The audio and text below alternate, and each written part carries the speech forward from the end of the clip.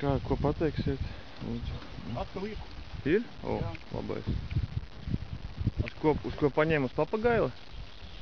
Jā, uz kādu mikrātā nāks vēl ir.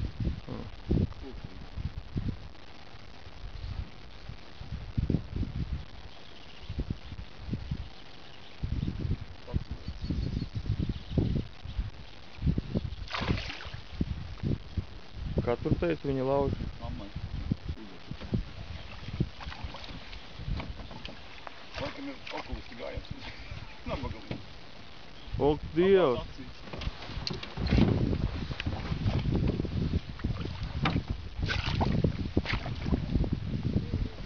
Jā, tā slava tomēr iet par tevi līdzās. Jo! Varbūt uzlāpties. Tā, nu acis dabījā. Acis palika vietā. Protams, nedaudz savainot. Bet šitā ir tik sporīga. Radījusies kaut ko vitīgi uzdarāt.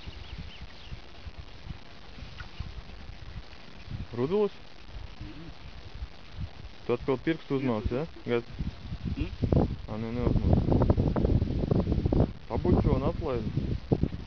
Acu operācija veiksmīga.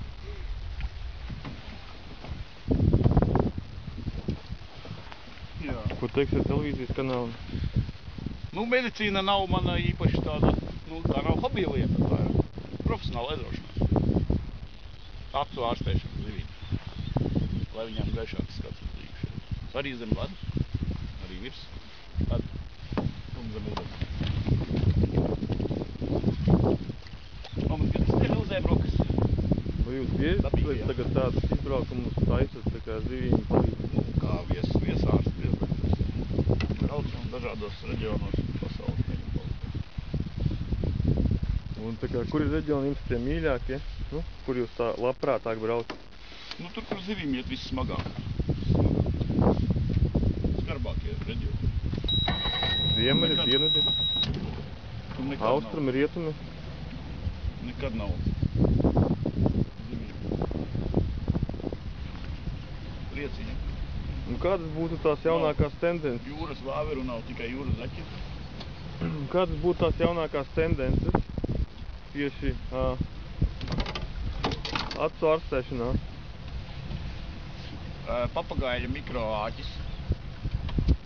Parādīsiet, lūdzu? Papagaļa mikroāķis.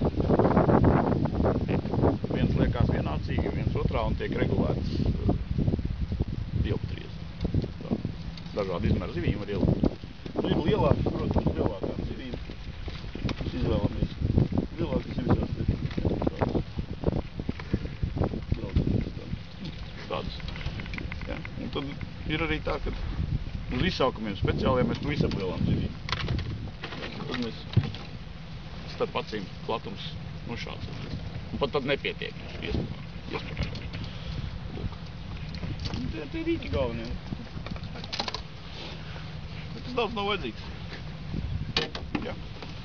Vairāk es neatklāšu profesionāls pasaules. Paldies jums, jā.